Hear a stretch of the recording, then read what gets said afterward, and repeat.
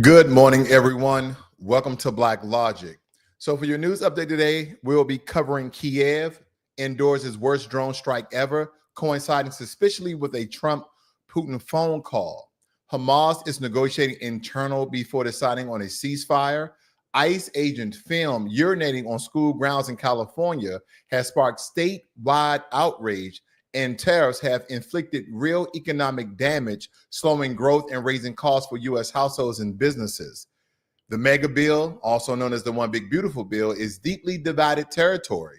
Republicans pitch tax relief, but Democrats decry Medicaid cuts and inequality. And we're going to cover all that with you guys this morning, as well as a very small breakdown, because I've covered the One Big Beautiful Bill extensively, but we're just going to go over a few hallmarks of the bill so you guys are aware.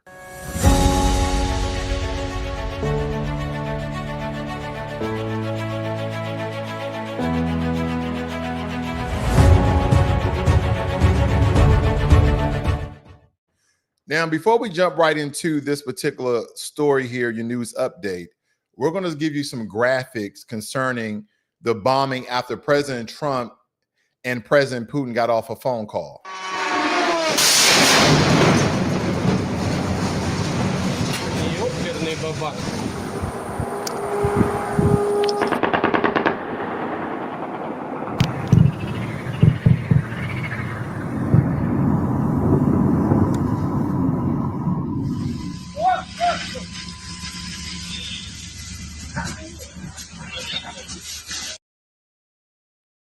So yes, the war between Ukraine and Russia is still occurring, and Russia is still bombing Ukraine without any haste to what the negotiations and peace treaties and ceasefire talks that they've been having with Ukraine.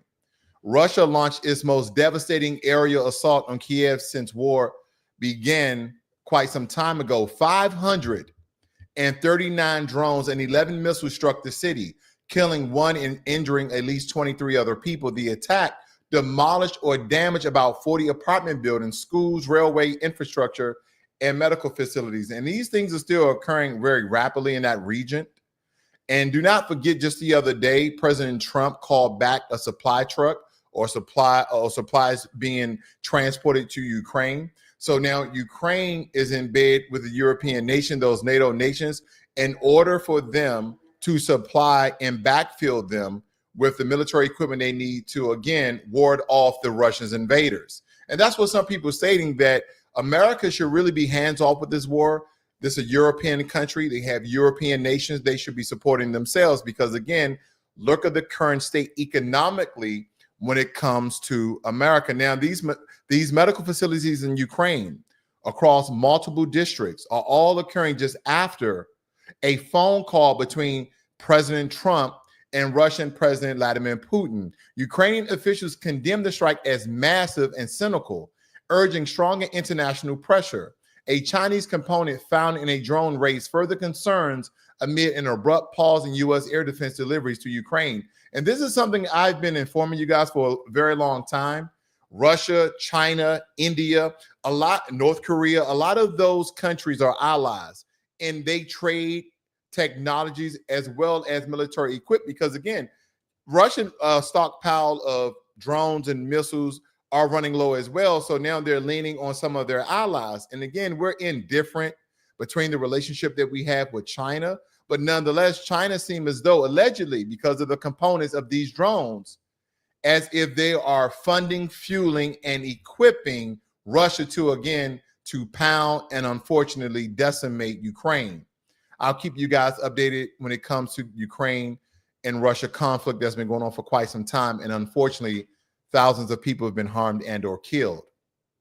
Hamas in consultations with Palestinian factions over Gaza ceasefire. Hamas is currently holding consultations with other Palestinian groups regarding a U.S.-backed ceasefire proposal in Gaza, which has now entered into its its 22nd month under relentless Israeli bombardment.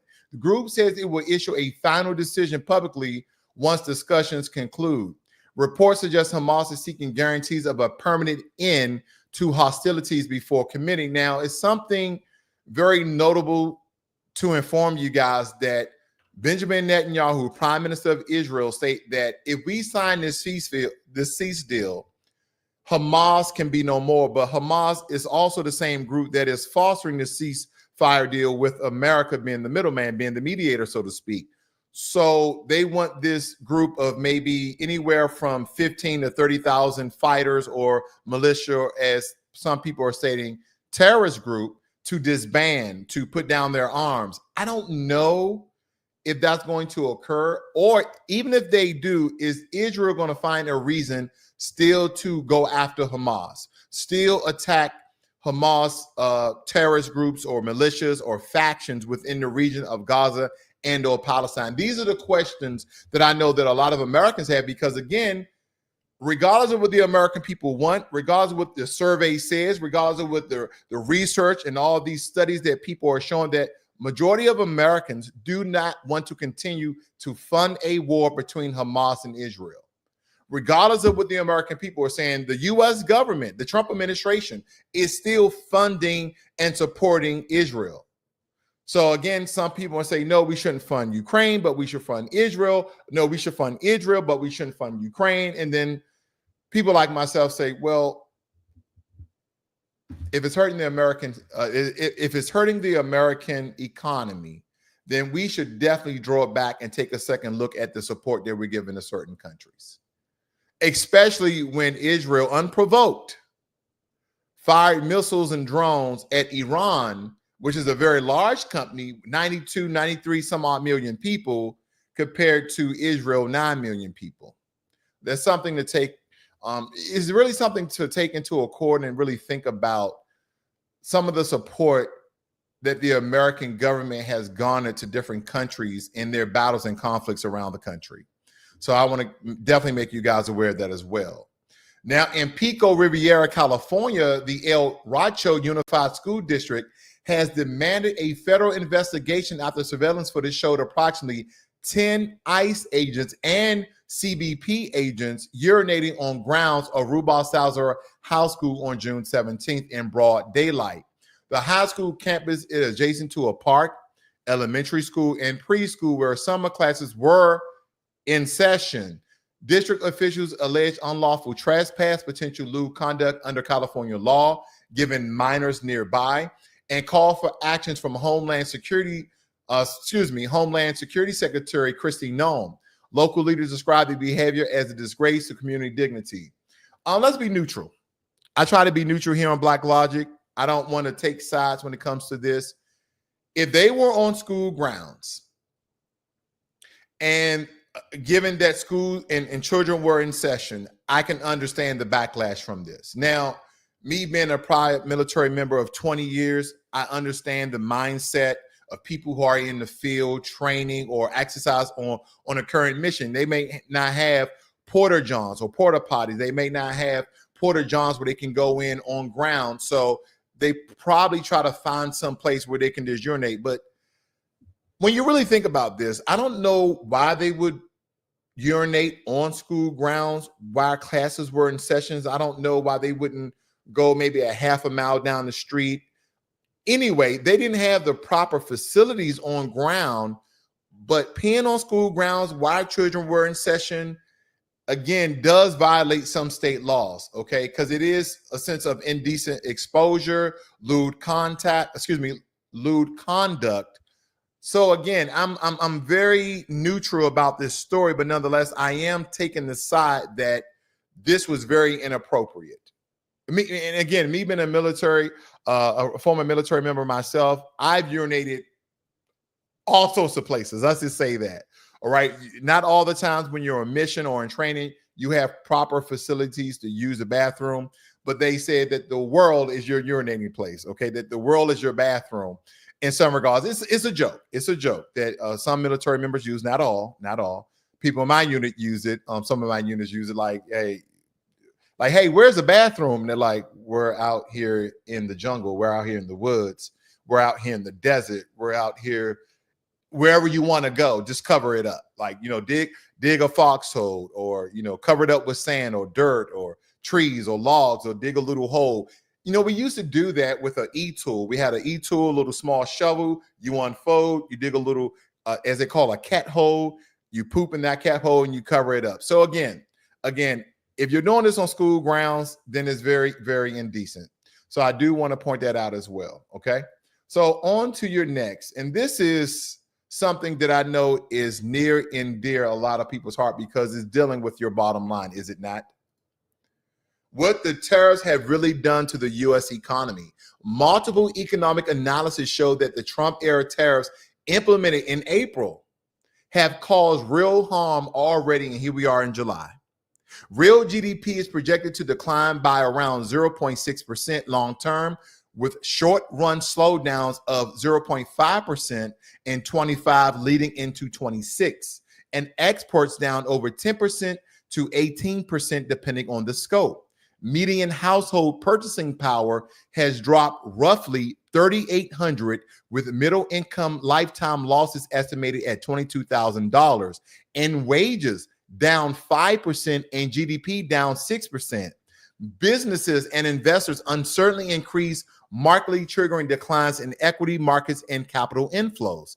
Inflation has been lifted by 2 to 3% as higher import costs have filtered through supply chains and consumer prices. So, what a lot of economists and accountants and people in the financial world were stating that initially these tariffs will cause harm to the American public, but over the course of 2 to 5 to even 10 years, supposedly these tariffs are going to be beneficial.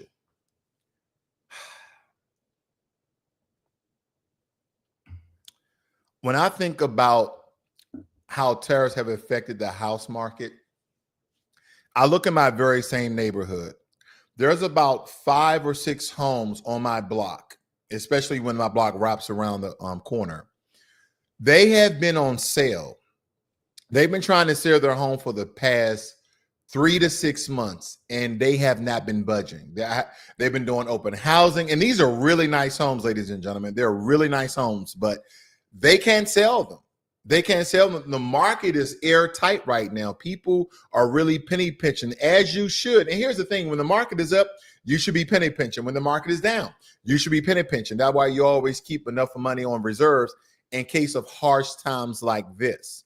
And believe me, produce, all the things in the grocery store are up. Milk, eggs, gas is the only thing that seems to be down a little bit. Like I saw gas here locally. I think gas per gallon for regular gas was around $2.54, but nonetheless, everything else is quite expensive. So again, hopefully that some of the tactics and strategies that President Trump is doing with tariffs, I hope they pay off for the American people. And that's all we can do. We can complain, we can cry, we can moan, but what that is going to do when you've already elected President Trump into office and he's already trying to make America great again. Again, some of these slogans and terms, not that I'm on board or off board, is that, listen, not a Republican, not a Democrat, I'm not an independent. I just want to be very truthful when I look at these stories and how it's affecting America as a whole. Because at the end of the day, whether it be you, me, your family, and your friends, we still have to go to the grocery store and pick up groceries. We still have to go to the gas station and fill out cars up with the gas or charge them. Regardless of your situation, this will affect most Americans. If you're not filthy rich, if you're not part of the 1%, this will affect you some way, somehow. The one big, beautiful bill, also known as the megabill, because Republicans are promoting the so-called one big beautiful bill as a sweeping tax cut package, citing popular elements like expanded child tax credits, overtime and tip income exemptions, and extended 2017 tax cuts. Democrats, however, attacked the legislation for its $1 trillion in Medicaid and SNAP cuts, stringent work requirements, and rollback of clean energy tax credits. They argue the bill shifts wealth towards the richest 1%, potentially stripping health coverage from 12 million to 16 million Americans. Public polling shows 55% of Americans oppose the bill and only 29% support it. Republicans face internal dissent, and Democrats plan to highlight the bill's unpopularity ahead of 2026 midterms.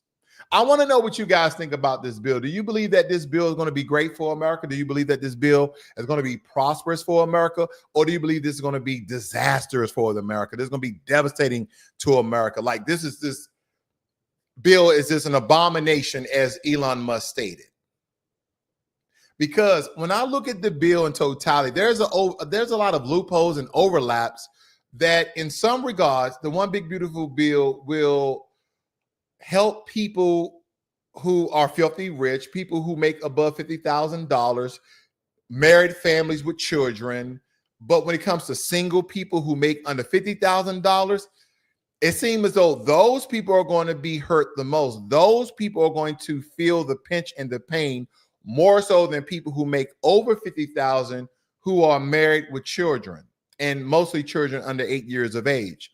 And that's why I think I need to really just quickly cover the One Big Beautiful Bill, and that Elon Musk states, this disgusting abomination. I'm only trying to figure out how he's going to say it. But nonetheless, here's the big picture when it comes to the One Big Beautiful Bill and what it does. It makes permanent the 2017 Tax Cuts and Jobs Act, locking in lower marginal rates and expanded stranded deductions.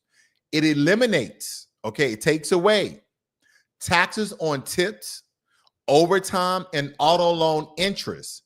It adds new benefits, a $6,000 senior deduction, a boosted child tax credit, and opportunity zone incentives. And when it comes to the auto loan interest, that is only for American-made cars or cars that were assembled in America.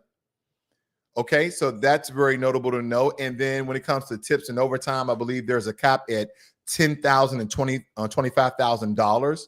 It also raises debt ceilings by trillions, funds border and national security, and revokes green energy tax credits through 2027. This is one of the main reasons why a lot of people were believing that Elon Musk was very upset behind this big, beautiful bill, because in a lot of the news takes, Elon Musk was stating that, I don't care if they take away, the green energy tax or their EV tax credits. I just believe that the bill is not good for America. And then in other reports, he was almost hinting that this is going to hurt the electric vehicle car market altogether. So that's just some of the things that we have to look at when it comes to this One Big Beautiful Bill, so to speak. Now, who wins and who loses? I believe this is most important. Top earners and business owners see massive permanent tax savings. We're talking about 4 trillion tax cuts over 10 years. Middle-class families, which a lot of people are in. Middle-class families touted in the White House messaging as getting 10,000 net household benefit annually.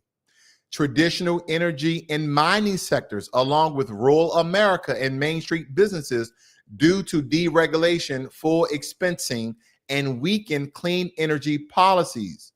Unfortunately, here are the losers: Medicaid, SNAP, and low-income Americans. So again, if you're making under $50,000 a year, you may want to look at the details within the One Big Beautiful Bill, or right here on Black Logic, I've given at least 3 or 4 breakdowns of the One Big Beautiful Bill and how it will affect you. Now, they also have stricter work requirements, eligibility limits predicted to strip insurance from 12 million people by 2034. And President Obama came out. And stated that, no, this won't affect just 12 million. This is going to affect 16 million Americans. So that's important to note as well. Green energy sector, it removes or it curtails of Biden era credits. It could shutter clean energy projects, especially in the state of Texas, which will risk 120,000 jobs. Fiscal hawks concern. The CBO estimate indicates a 3.3 to 4 trillion deficit increase over the next decade. So again, Those are the winners or losers. And some are just kind of looking at the economic impact, whether it be progress or decline. So when it comes to economic growth, the pros are proponents claim wage boosts, investments, and job creations. And the cons of this is the CPO have projects little GDP growth, by the way, and deficit expands, uncertain multiplier effects. And when it comes to inequality, tax relief aimed at working class, public services claim fraud reductions and welfare programs, energy transition, short-term security for oil and gas sectors. How is this going to affect America long-term by 2034 when President Trump will be 20 some odd years out of office, decades out of office? Does President Trump have a crystal ball? Because do not forget, and depending on where you get your information from, depending on what news site you're looking at, ABC, NBC, CNN, Fox News, MSNBC, you're going to hear different reports, but some of the same numbers are being thrown around. And when I'm looking at certain surveys and study groups of taking a small sample population of the American people, that 55% of Americans oppose this bill, and this skimmed through the Senate, and the vice president had to vote that gave it the one notch it needed to go to the House. And they already knew they had the enough votes in the House. But nonetheless, the big, beautiful bill either is or currently being signed into law today. And a lot of us won't really feel the pinch just yet. A lot of these things are going to take into effect in August and also next year. So again, people can panic, people can weary, and people can worry. But let me tell you this, none of us should react until it really affects. Because again, if you fall in certain categories, you may not even feel the pinch or effect. If you're making over $50,000 and you are married, chances are this is going to benefit you more so than hurt you. But I know. What about the people it does affect? That may be family members or friends or associates. The only thing at this point, ladies and gentlemen, that I believe that the American people can do, because this will get signed into law, if not already, is to look at the details of this bill, read the fine details of this bill, and see if it benefits you in any way, and how, just like any American law, any American legislation, there's always these gray areas, always these loopholes. And again, if you fall in certain categories, it behooves you to be read up on this legislation.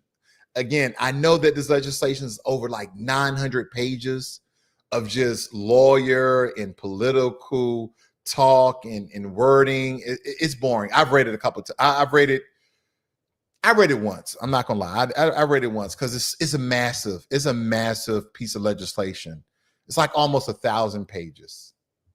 But I just want to kind of give you guys the hallmarks of the bill. I didn't want to go over into detail, but if you want line by line detail, I do have a couple of videos that is covering the one big beautiful bill.